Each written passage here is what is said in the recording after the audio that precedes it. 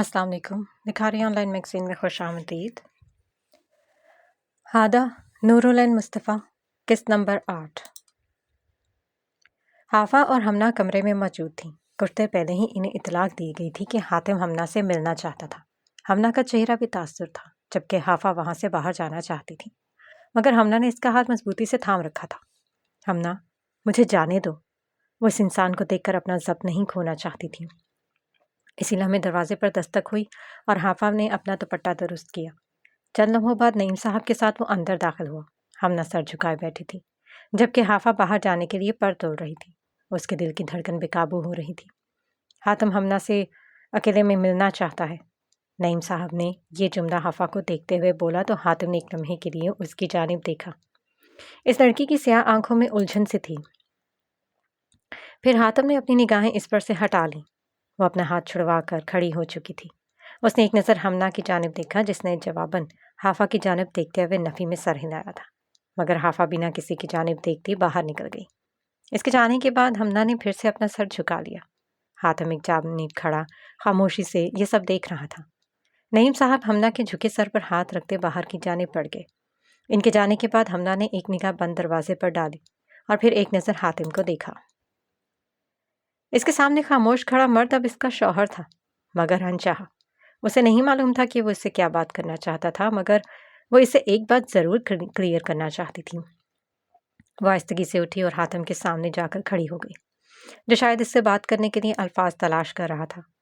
मुझे तलाक चाहिए। बिना कोई तमहीद बांधे वो सीधा मुद्दे की बात पर पहुंची। हातिम ने एक झटके से अपना सर उठाया और अपनी नई नवेली दुल्हन को देखा, जिसके निकाह को अभी 2 घंटे भी नहीं हुए थे, और वो इससे तलाक का मुतालबा कर रही थी। उसे लगा कि इसे सुनने में कोई गलती हुई है। क्या कहा आपने? हमना का चेहरा सपाट था। मुझे नहीं लगता कि आपके कान खराब है, फिर भी अगर आपको सुनाई नहीं दिया तो मैं दोबारा कहती हूँ। उसने बाजू अपने सीने के गिर्द लपेटते हुए कहा, जैसे जैसे वो कहती जा रही थी। हातिम की पेशानी पर जाल नमूदार हो रहे थे। मुझे तलाक चाहिए। मुझे आपके साथ नहीं रहना। मैं आपसे मोहब्बत नहीं करती। हातिम ने लंबा सांस भरा और आसमान की जानिब देखा। देखें खानम, आप आराम से बैठे, हम कोई हल निकालते हैं। हातिम ने इसका हाथ थामना चाहा, मगर हमना पीछे हटती चली गई। उसे सिर्फ और सिर्फ तलाक चाहिए थी। मुझे कोई और हल नहीं निकालना। मुझे ना ही आपके साथ रहना है और ना ही मुझे अपने नाम के साथ आपका नाम जुड़ा हुआ चाहिए। मुझे सिर्फ और सिर्फ तलाक चाहिए। हातिम ने एक निगाह इस बिफरी हुई लड़की पर डाली। वह अब उसे गुस्सा दिला रही थी। खानम, अगर आप राजी नहीं थी तो निकाह क्यों किया? वो अब बिस्तर पर बैठ चुका था, जबकि हमना दरवाजे के पास खड़ी उसे घूर रही थी। मुझे बार बार खानम मत कहें, मुझे आपसे तलाक चाहिए। हातिम जितना आराम से मामले को निपटाना चाह रहा था, वो इतना ही बिगाड़ रही थी। हातिम उठा और भारी भारी कदम उठाता हमना के सामने जा खड़ा हुआ, स्पाट चेहरे के साथ, कमीज के कफ मोड़े, और फिर उसे सर्द नजरों से देखा। एक लम्हे के लिए हमना को इससे खौफ महसूस हुआ। हातिम अब उसके नजदीक आ रहा था। हमना ने पीछे की जानिब कदम लेने चाहे, मगर पीछे दीवार थी। वह बिल्कुल हमना के सामने खड़ा था। उसकी गरम गरम सांसें हमना को अपने चेहरे पर पड़ती महसूस हो रही थी। हमना ने डर कर अपनी आंखें मींच लीं। जी खानम, आप क्या कह रही थी? वो हमना के कान के पास बोला था। ये लड़की आराम से बात सुनने वालों में से नहीं थी। हमना ने अपने दिल में अपना मकसद दोहराया और उसकी आंखों में देखा। अलबत्ता दिल बुरी तरह से डर रहा था। मुझे आपसे तलाक चाहिए। उसकी वही गर्दान सुनकर हातिम ने लंबा सांस भरा और अपने बालों पर हाथ फेरते हुए पीछे हटा। मैं सिर्फ एक सवाल करूंगा, अपनी रजामंदी से निकाह किया था? हमना चंद लम्हे उसके स्पाट चेहरे को देखती रही और फिर अपना सर नफी में हिला दिया था। हातिम को समझ आ रही थी कि वो क्या चाहती थी। जब लड़की ही राजी नहीं थी तो निकाह क्यों करवाया गया? किसी और से मोहब्बत करती हूँ? इस सवाल पर हमना हातिम के चेहरे को देखती रही, जो अपनी मनकूहा से पूछ रहा था कि क्या वो किसी और से मोहब्बत करती है। मैं कुछ पूछ रहा हूँ। अब की बार वो थोड़ा सख्त लहजे में बोला था। वो इस मामले को जल्द से जल्द सुलझाना चाहता था। इसका सर फिर से अस्पात में हिलता देखकर वो पीछे हटा और कुर्सी पर बैठ गया। वह गौर से हमना को देख रहा था। देखो लड़की, वो एक लम्हे को ठहरा। खानम कहलवाने का हक तो तुम खो चुकी हो। खैर छोड़ो, अगर मैं तुम्हें तलाक दे भी दूँ तो तुम क्या करोगी? वो वहाँ बैठा आने वाले वक्त का तज्जिया कर रहा था। میں ہدیل سے شادی کر لوں گی۔ ہمنا کی بات پر حاتم کے لب او کی شکل میں ڈھلے۔ مطلب وہ ہدیل تھا؟ وہ اپنی قمیص کا دامن جھاڑتا کھڑا ہوا۔ اب اس کے چہرے پر ایک مسکراہٹ تھی۔ وہ چلتا ہوا ہمنا کے قریب آیا۔ نکاح مبارک لڑکی۔ اب اس لڑکی سے کوئی بات نہیں کرنی اسے اب اس لڑکی سے کوئی بات نہیں کرنی تھی۔ وہ اس کے دائیں جانب موجود دروازے کی جانب بڑھا۔ اور طلاق؟ ہمنا کی بات پر وہ ایک لمحے کو ٹھہرا اور گردن موڑ کر اس کی جانب دیکھا۔ اب کی بار اس کے چہرے پر ایک پرسراریت تھی۔ مل جائے گی، یہ کہتے ہوئے وہ باہر نکل گیا، جبکہ پیچھے ہمنا نے شکر کا سانس بھرا تھا۔ آج کا دن کافی تھکا دینے والا تھا۔ وہ بھی سونے کی غور سے بستر پر لیٹی ہی تھی کہ سائڈ ٹیبل پر پڑا موبائل فون اپنی پوری آواز کے ساتھ چنگھاڑا تھا۔ اس نے کوفت سے وال کلاک کی جانب نظریں دوڑائی، جس کی چھوٹی سوئی 12 کی جانب سرک رہی تھی۔ اس وقت اس کا دماغ گھما تھا۔ اس نے تھکان سے نظریں چراتے ہوئے ہاتھ بڑھا کر اپنا موبائل فون اٹھایا۔ اسکرین سے پھوٹتی نیلی روشنی میں اس کی سانولی رنگت واضح ہو رہی تھی۔ اسکرین پر جگمگ کرتے انجان نمبر کو دیکھ کر اس کی پیشانی پر سلوٹوں کا جال بچھ گیا۔ کوئی اس وقت اسے کیوں کال کر رہا تھا؟ اس کی آنکھیں تکان کے باعث بند ہونے کو تھیں۔ اس نے یوں ہی لیٹے ہوئے موبائل فون کان کے ساتھ لگایا اور دوسری جانب سے بولنے والے کا انتظار کیا۔ السلام علیکم۔ وہ کسی مرد کی آواز تھی، مگر جس کی بھی تھی اس کے لیے انجان تھی۔ وہ چند لمحے خاموشی سے اسے پہچاننے کی کوشش کرتی رہی، مگر پہچان نہیں پائی۔ شاید مقابل نے بھی کافی فرصت سے نمبر ملایا تھا۔ وعلیکم السلام، کون؟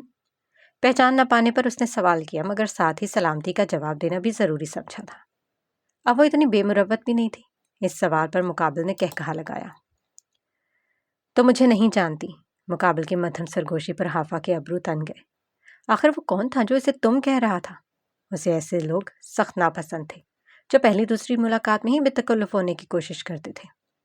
جی، میں آپ کو نہیں جانتی، اس لیے میں فون رکھ رہی ہوں۔ اس کا لہجہ اس دفعہ سخت تھا۔ وہ اس وقت کسی کی فضول باتیں سننے کے موڈ میں بالکل بھی نہیں تھی۔ اس سے پہلے وہ کال کاٹتی، اسپیکر سے ابھرتی آواز نے اسے ٹھٹکنے پر مجبور کر دیا۔ میں حبور کا کزن حمزہ شاہ۔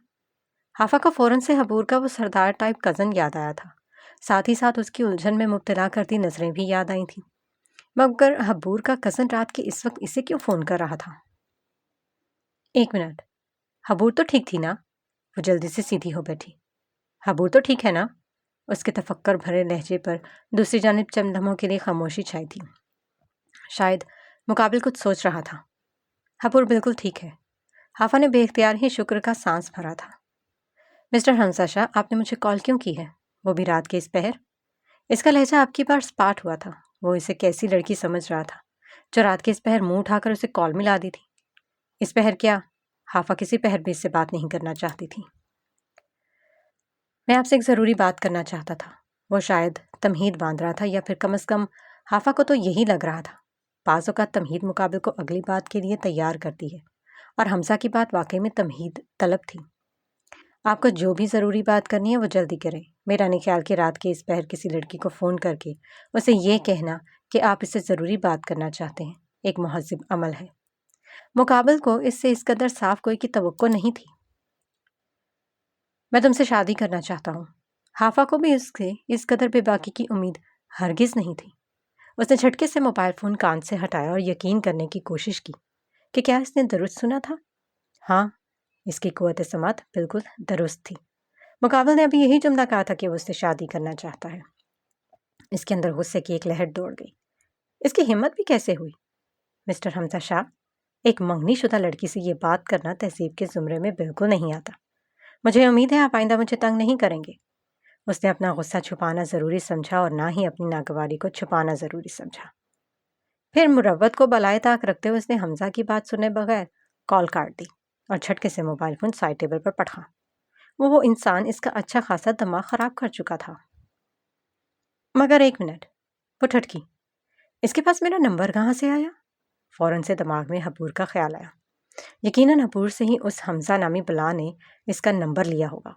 خیر، حبور سے تو وہ صبح کو تفصیلی گفتگو کرنے کا ارادہ رکھتی تھی۔ وہ اب حمزہ اور اس کی کہی ہوئی بات کو اپنے دماغ سے جھٹکتی سونے کے لیے لیٹ گئی۔ لیٹتے ہی اس کی آنکھیں بند ہونے لگی۔ نیند اس پر جلد ہی مہربان ہو گئی۔ کوئی لڑکی آخر اسے انکار کیسے کر سکتی تھی؟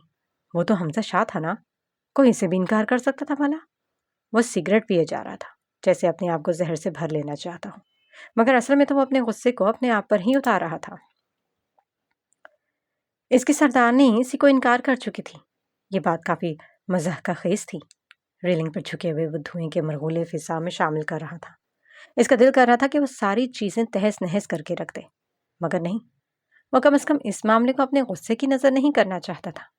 وہ حمزہ شاہ بہترین حکمت عملی چلنے والا تھا۔ وہ عدالت کے داؤ پیچ سے واقف تھا تو زندگی کے میدان کے کھیل میں بھی اچھے سے جانتا تھا۔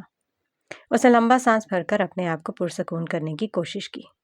وہ اپنے غصے کو اپنی راہ کی رکاوٹ نہیں بننے دے رہا تھا۔ اسے اس معاملے کو اپنی ذہانت سے حل کرنا تھا۔ بابا حضور کے مطابق حمزہ شاہ کو ذہانت میں کوئی مات نہیں دے سکتا تھا۔ وہ اپنے نام اور کام کا شاہ گھر میں صرف ایک ہی تھا۔ وہ اسی سوچ میں ڈوبا تھا کہ دروازے پر دستک ہوئی۔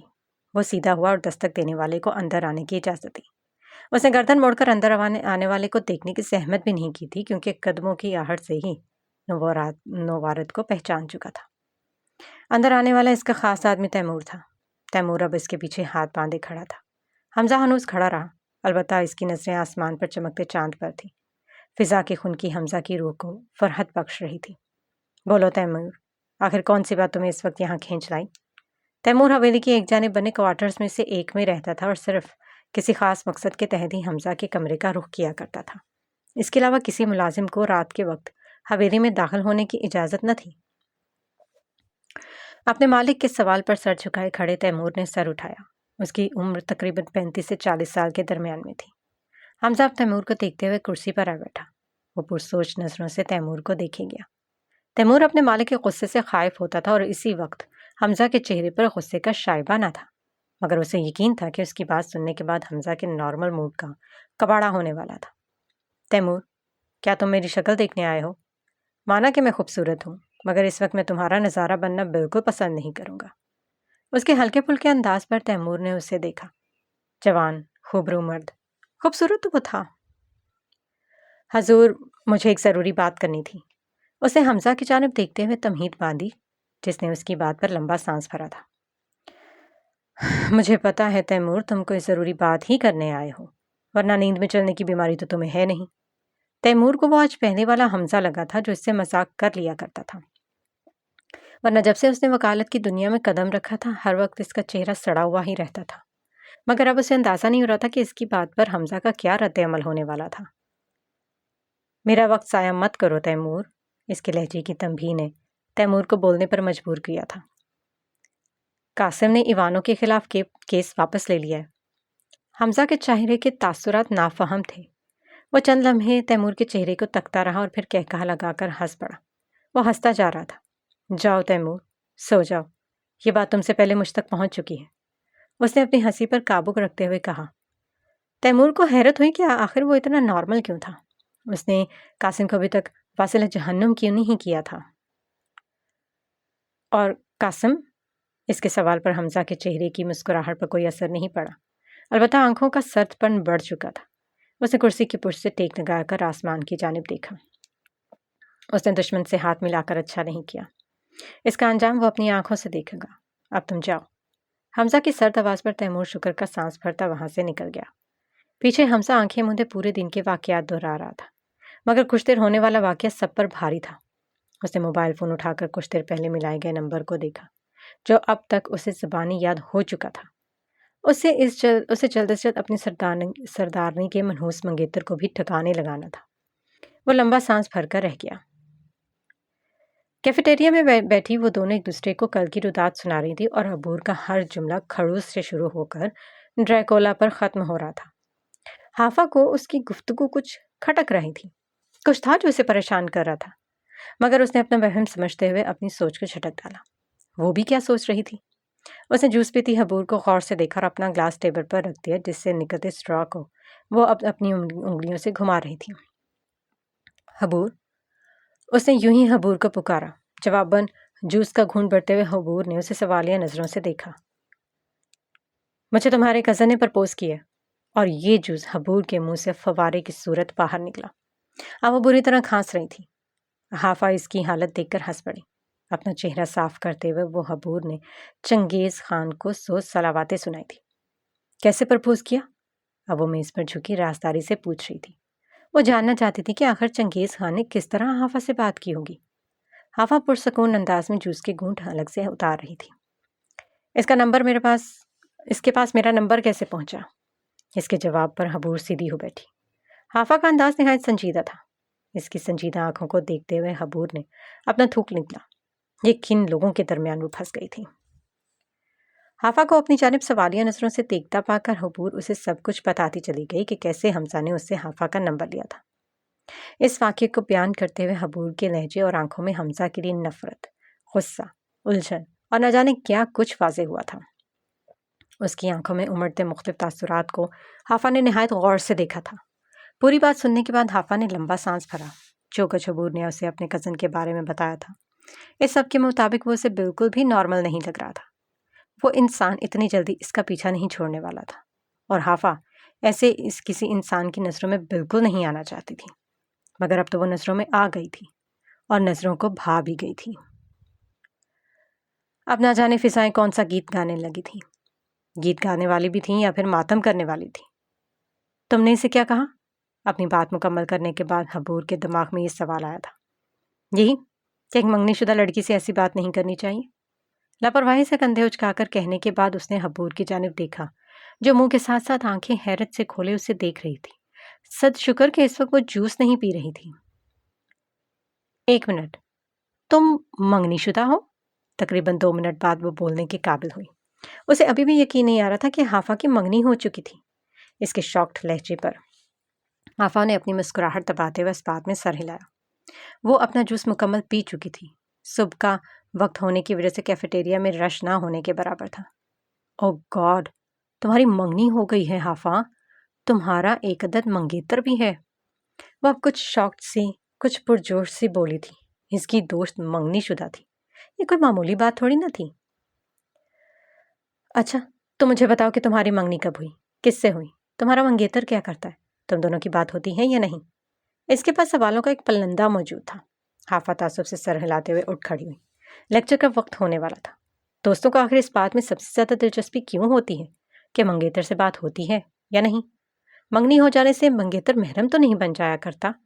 मंगेतर होता तो महरम ही है, मगर मंगेतर सारे राजों न्याज जानने के बाद छोड़ दे तो तब लड़की के पास क्या तो जी होगी। कसूर तो सारा लड़की का ही करदाना जाता है ना, कि वो लड़की थी, उसे अपनी इज्जत का ख्याल करना चाहिए था। हाफा की सोच न जाने कहाँ कहाँ भटकती रहती अगर हबूर उसके चेहरे के आगे अपना हाथ न लहराती। बताओ ना, वो तुम्हारी फूफो का बेटा है या मामू का? इस सवाल पर हाफा के चेहरे के आगे एक साया सा लहरा रहा था। वो बदवक्त फीका सा मुस्कुरा दी। खाला का बेटा है। अब वो दोनों बातें करते हुए क्लासरूम की जानिब बढ़ रही थी। दरख्त पर बैठे फाख्ता के जोड़े ने इन्हें दूर तक जाते हुए देखा था। वो दस्तक देकर अंदर दाखिल हुए तो अंदर के माहौल को काफ़ी गर्म पाया, मगर वो महज हीटर की गरमाइश नहीं थी। इस गरमाइश में वहां मौजूद नफूस की नज़रों से निकलती तपिश भी शामिल थी। वो मुस्कुराते हुए बाबा हजूर की जानिब बढ़ी, जिन्होंने उसे देखते हुए अपने चेहरे पर बदवक्त मुस्कुराहट सजाई थी, जबकि सोफे पर बैठे हमजा शाह के तासुरात वैसे ही सर्द थे। अस्सलाम वालेकुम बाबा हजूर। वह इनके साथ लगे इनके तासुरात जांच रही थी, जो अब बिल्कुल नॉर्मल हो चुके थे। सोफे पर बैठा हमजा शाह अपनी टांग झुला रहा था। वालेकुम सलाम, मेरा बच्चा कैसा है? उनके मुस्कुराकर पूछने पर वो अपना हालो बाल इन्हें बताने लगी। इसी वक्त हमजा खड़ा हुआ और एक लम्हे के लिए इन बाप बेटी को देखा और फिर लंबे लंबे डग भरता हुआ कमरे से बाहर निकल गया। दरवाज़ा बंद होने पर हबूर ने हैरत से बाबा हजूर की जानिब देखा। हमजा कभी भी बाबा हजूर से इजाज़त लिए बगैर कमरे से नहीं जाया करता था। आज कुछ तो हुआ था। वह भी इस रात वाली बात नहीं भूली थी, तब से उसने हमजा को मुखातिब नहीं किया था, मगर आज यकीनन इसके और बाबा हजूर के दरमियान कोई तल्ख कलामी हुई थी, वरना हमजा बाबा हजूर से इजाज़त लेकर ही बाहर जाता। इसे क्या हुआ? उसने दरवाजे की जानिब इशारा किया तो चंद लम्हों के लिए बाबा हजूर का चेहरा संजीदा हो गया। हबूर खामोशी से इनके बदलते तासुरात देख रही थी। आखिर कुछ तो हुआ था। तुम इसे छोड़ो, वो तो ऐसी शक्ल लेकर पैदा हुआ है। तुम बताओ, यूनिवर्सिटी कैसी जा रही? इनकी बात पर हबूर का कहकहा उभरा। क्या तो वो ठीक रहे थे, इसकी शक्ल ही ऐसी थी। यूनिवर्सिटी अच्छी जा रही है, आप बताएं, आपकी तबीयत कैसी है? इनकी तबीयत अभी मुकम्मल तौर पर ठीक नहीं हुई थी, चेहरे पर अभी भी नकाहत जारी थी। میں تو بالکل ٹھیک ہوں، بالکل فٹ۔ انہوں نے اپنے بازو پھیلا کر کہا تو حبور نے تعصب سے اپنا سر نفی میں ہلایا۔ باہر دھوپ میں بیٹھا کریں، آج بھی دھوپ نکلی تھی۔ یہ عائشہ آپ کا خیال نہیں رکھتی نا؟ میری بات مانیں، اسے جلد از جلد رخصت کر دیں۔ وہ ایسی ہی تھی، بات شروع کوئی کرتی تھی اور اختتام تک بات تبدیل بھی ہو جایا کرتی تھی۔ عائشہ کا نکاح بابا حضور کے کزن کے بیٹے کے ساتھ ہوا تھا اور اب اس کی تعلیم بھی مکمل ہو چکی تھی۔ حبور کی بات کو بابا حضور نے سنجیدہ لے لیا تھا۔ ان کی طبیعت بھی اب خراب رہنے لگی تھی۔ وہ اب اپنے فرائض انجام دے کر سکون سے اپنی بقیہ زندگی گزارنا چاہتے تھے۔ تم ٹھیک کہہ رہی ہو، میں کل ہی احمد سے بات کروں گا۔ ان کی بات پر حبور خوشی سے اچھل پڑی۔ کیا آپ سچ میں عائشہ کی شادی کرنے والے ہیں؟ اس کے پرجوش انداز پر بابا حضور نے مسکراتے ہوئے اسبات میں سر ہلایا تو وہ یاہو کا نعرہ لگاتی کھڑی ہو گئی۔ میں ابھی عائشہ کو یہ خوشخبری سنا کر آتی ہوں۔ وہ جلدی سے باہر نکل گئی۔ اس کی بہن کی شادی ہوگی، کتنا مزہ آئے گا نا۔ موبائل فون کی اسکرین کو تکتی وہ ساکت بیٹھی تھی۔ اگر اسے دور سے دیکھا جائے تو اس پر سے کسی مجسمے کا گما ہو۔ وہ سوچوں کے منجھدار میں ڈوبی ہوئی تھی، جہاں سے نکلنا کافی مشکل کام تھا۔ اسکرین سے پھوٹتی نیلی روشنی میں اس کا چہرہ جگمگا رہا تھا۔ وہ کب سے اسکرین پر دکھائی دینے والے نمبر پر نظریں جمائے بیٹھی تھی۔ وہ اسے بات کرنا چاہتی تھی، مگر اب وہ کس حق سے اس سے بات کرے گی؟ وہ بھی اتنا بے مروت نکلا تھا کہ اب اس سے یہ تک نہیں پوچھا تھا کہ وہ آخر زندہ بھی تھی یا اس کے ارمانوں کے جنازے کے ساتھ اس کا جنازہ بھی اٹھ گیا تھا۔ دل میں شدید درد اٹھا تھا اور آنسوؤں کی صورت باہر بھی نکلنے لگا۔ اسکرین پر گرتے آنسو اپنی ناقدری کا رونا رو رہے تھے۔ اس نے گہرا سانس لیا اور کال ملا دی۔ اسے نہیں معلوم تھا کہ وہ کال اٹھائی بھی جائے گی یا نہیں۔ وہ یقیناً اس سے ناراض تھا، ورنہ حدیث اکرم 3 دن میں ایک بار تو اس سے بات کر لیا کرتا تھا۔ وہ اتنا لاپرواہ تو کبھی نہ ہوا تھا کہ ہمنا کو فراموش کر دیتا۔ دوسری جانب اپنے آفس میں بیٹھا حدیث چند لمحوں کے لیے اس کال کو نظر انداز کیے بیٹھا رہا۔ وہ اسے بات نہیں کرنا چاہتا تھا۔ اسے ہمنا پر بے انتہا غصہ آ رہا تھا۔ وہ اس حاتم کے ساتھ نکاح کر چکی تھی۔ وہ حدیث سے بے وفائی کر چکی تھی۔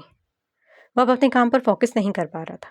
اس دشمن جان کی کال آ رہی ہو اور وہ انہماک سے اپنا کام کرتا رہے، ایسا کہاں ممکن تھا؟ اس نے اپنے دل کو ملامت کرتے ہوئے کال اٹینڈ کر لی۔ دونوں کے درمیان خاموشی چھائی تھی۔ نہ ہی ہمنا نے اپنے لب کھولے تھے اور نہ ہی حدیث بولا تھا۔ اس خاموشی کے ذریعے کئی انکہے جملوں نے ایک دوسرے کی سماعتوں میں گونجا تھا۔ حدیث کے خاموش لب ہمنا سے کئی شکوہ کر رہے تھے۔ آخر کیوں اس نے اپنی محبت پہ بے وفائی کی مہر لگا دی تھی؟ ہمنا نے اپنی سسکی کو دبانے کی خاطر اپنے منہ پر ہاتھ رکھا، مگر اس کی آواز حدیث کے کانوں تک پہنچ چکی تھی۔ حدیث نے ضبط سے اپنی مٹھیاں بھیج دی تھی۔ فار گاڈ سیک ہمنا، چپ کرو۔ خاموشی کے کفر کو توڑ دیا گیا تھا۔ وہ جھنجھلایا تھا۔ اس کی آواز پر چپ ہونے کی بجائے وہ اور رونے لگی تھی۔ ہمنا، کیا مسئلہ ہے؟ اب کی بار حدیث نے اسے ڈپٹا تھا۔ ایک تو سارا قصور اس کا تھا اور اوپر سے وہی رو رہی تھی۔ وہ اس کا سارا سکون نکاح والے دن سے ہی غارت کر چکی تھی۔ ہو گیا نا تمہارا نکاح، اب تو تمہیں خوش ہو جانا چاہیے، مگر تم ہو کہ روئے جا رہی ہو۔ وہ اپنی تلخی اس پر انڈیل رہا تھا اور وہ خاموشی سے اسے سن رہی تھی۔ آنسو خود بخود چہرے پر بہتے جا رہے تھے۔ کیوں کال کی ہے؟ وہ ذرا سا متھم پڑا تھا۔ ہمنا نے بیڈ سے ٹیک لگا کر آنکھیں موند لی۔ وہ اب اس سے کال کرنے کی وجہ پوچھ رہا تھا۔ کیا واقعی اب اسے کال کرنے کے لیے بھی ہمنا کو کوئی وجہ درکار تھی؟ I'm sorry حدیث، وہ کافی دیر بعد بولی تھی۔ حدیث اب بے چینی سے راکنگ چیئر پر جھول رہا تھا۔ سوری ہمنا، تم مجھ سے کس چیز کی معافی مانگ رہی ہو؟ تم کسی اور کے نکاح میں ہو حملہ۔ یہ بات سوچ سوچ کر اس کا خون کھول رہا تھا۔ اس کی بات کو سنتے ہوئے ہمنا کے آنسو اور روانی سے بہنے لگے۔ سوری فار ایوری تھنگ، وہ بمشکل بول رہی تھی۔ گلے میں اٹکتے آنسو بات کرنے میں رکاوٹ کا کام کر رہے تھے۔ میں نے حاتم سے طلاق کی بات کر لی ہے۔ اس کے مدھم لہجے پر حدیث نے اپنا سر جھٹکا۔ اس کے مجھ سے کسی اور کا نام ہی کوڑے کی مانند اسے لگا تھا، کجا وہ اس شخص کے نکاح میں تھی۔ ہاں، جیسے وہ تمہارے مطالبے کو مان جائے گا۔ ہمنا، تم کس دنیا میں رہ رہی ہو؟ وہ تمہیں کبھی بھی طلاق نہیں دے گا۔ اسے نہ جانے کتنے سب سے یہ جملہ بولا تھا۔ اس کی بات پر ہمنا نے اپنے آنسو صاف کیے اور سیدھی ہو بیٹھی۔ اس نے مجھے کہا ہے کہ وہ مجھے طلاق دے دے گا۔ حدیث، میرا یقین کرو، وہ پر یقین لہجے میں بولی تھی۔ اسے پورا یقین تھا کہ حاتم اسے طلاق دے دے گا۔ تو جس دن وہ تمہیں طلاق دے دے اس دن مجھے کال کر لینا۔ اب طلاق سے پہلے مجھے کال مت کرنا۔ مجھ سے یہ بات برداشت نہیں ہوتی کہ تم اس کے نکاح میں ہو۔ اپنا خیال رکھنا۔ وہ ایک ہی سانس میں بولتا کاٹ گیا۔ ہمنا شوق نظروں سے اسکرین کو دیکھتی رہ گئی۔ عادل نے اس کی بات کا یقین نہیں کیا تھا۔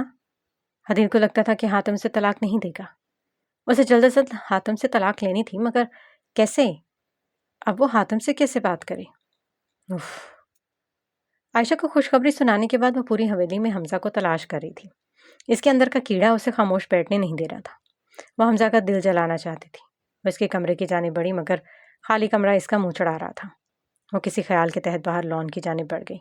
وہ یقیناً وہیں ہوگا۔ لان میں قدم رکھتے اسے وہ وہاں موجود کرسی پر بیٹھا نظر آیا۔ وہ اپنے دوپٹے کو ایک ہاتھ سے سنبھالتی اس کی جانب بڑھی۔ حمزہ بھی اسے دور سے ہی اپنی جانب آتا دیکھ چکا تھا۔ اسے حبور سے کوئی سروکار نہیں تھا۔ وہ اس کے لیے محض ایک سیڑھی تھی جس کے ذریعے وہ حافہ تک پہنچ سکتا تھا۔ وہ آج کل حافہ کے منگیتر کے بارے میں معلومات نکلوا رہا تھا۔ وہ جلد از جلد اسے اپنے راستے سے ہٹانا چاہتا تھا۔ اب حبور اس کے سامنے موجود کرسی پر بیٹھ چکی تھی۔ اب وہ خاموشی سے گردن اٹھائے حمزہ کی جانب دیکھ رہی تھی، جس کے چہرے پر کسی جذبے کی رمق موجود نہیں تھی۔ میں ابھی وہ رات بھولی نہیں ہوں۔ تمہاری انگلیوں کا لمس مجھے ابھی تک اپنی گردن پر محسوس ہوتا ہے۔ وہ اسپاٹ لہجے میں اس کی آنکھوں میں دیکھتے ہوئے بول رہی تھی۔ حمزہ نے اس کی بات کا کوئی جواب نہیں دیا۔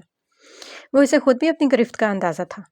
اگر وہ ذرا اور دیر کرتا تو حبور اس دنیا سے کوچ کر جاتی، اور اسے اس بات سے ذرا فرق نہیں پڑتا۔ وہ اتنا صفا کیوں تھا؟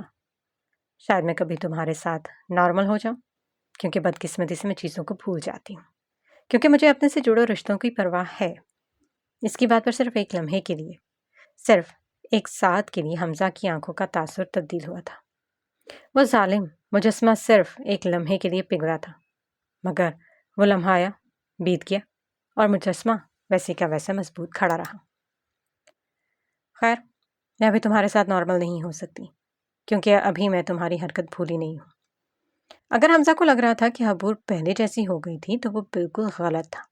کم از کم اس دفعہ اس کی قیاس آرائی درست نہیں تھی۔ وہ ٹھنڈے لہجے میں بات کر کے سامنے والے کو اندر تک چلا دینے کی صلاحیت رکھتی تھی۔ میں اگر ابھی بابا حضور کو بتا دوں کہ تم نے اس کی لاڈلی کو جان سے مارنے کی کوشش کی ہے، اور ساتھ میں 2-4 باتیں اور شامل کر دوں تو کیا ہوگا حمزہ شاہ؟ اس نے اپنے ناخنوں پر لگے سنہری رنگ کو دیکھ کر مسکراتے ہوئے کہا۔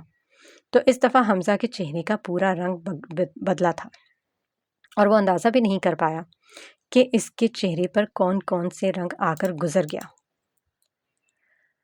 مگر تم فکر مت کرو، اب حبور شاہ اس قدر ظالم بھی نہیں ہے۔ وہ صحیح معنوں میں حمزہ کا دل جلا رہی تھی۔ مگر ایک بات یاد رکھو، اگر حبور شاہ کا دماغ گھوم گیا تو اسے ظالم بننے میں دیر نہیں لگے گی۔ اس نے اپنی مسکراہٹ سمیٹی تھی۔ حمزہ کا سفید پرچا چہرہ دیکھ کر اس کے دل کو تسکین مل چکی تھی۔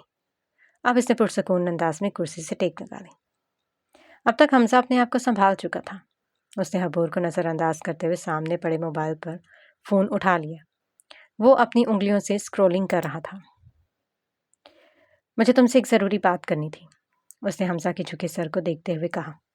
حمزہ نے ہلکا سا ہنکارا بھر کر گویا اسے بات کرنے کی اجازت دی۔ اس کا سر ہنوز جھکا ہوا تھا۔ تم حافہ کو اس حویلی کی بہو بنانا چاہتے ہو نا؟ اس کے مدھم لہجے پر حمزہ کی انگلیوں کی حرکت تھمی، اور اس نے لمبا سانس بھرتے ہوئے موبائل کی اسکرین آف کر دی۔ حبور کی یہ بات اہمیت کی حامل تھی۔ ہاں، یک لفظی جواب۔ ایک تو اس کے منہ سے الفاظ نکلوانا اتنا مشکل کام کیوں تھا؟ حبور نے بیزاری سے سوچا۔ کیوں؟ حمزہ کو حبور سے اس سوال کی توقع نہیں تھی۔ جس وقت یہ فیصلہ کیا گیا تھا اس لمحے حبور اس کے ساتھ ہی تھی، پھر یہ سوال پوچھنے کا جواز بنتا تھا۔ حبور مسکراتی نظروں سے حمزہ کے کشمکش میں مبتلا چہرے کو دیکھ رہی تھی۔ اب جواب دو حمزہ شاہ، وہ جیسے آنکھوں میں اسے چیلنج کر رہی تھی۔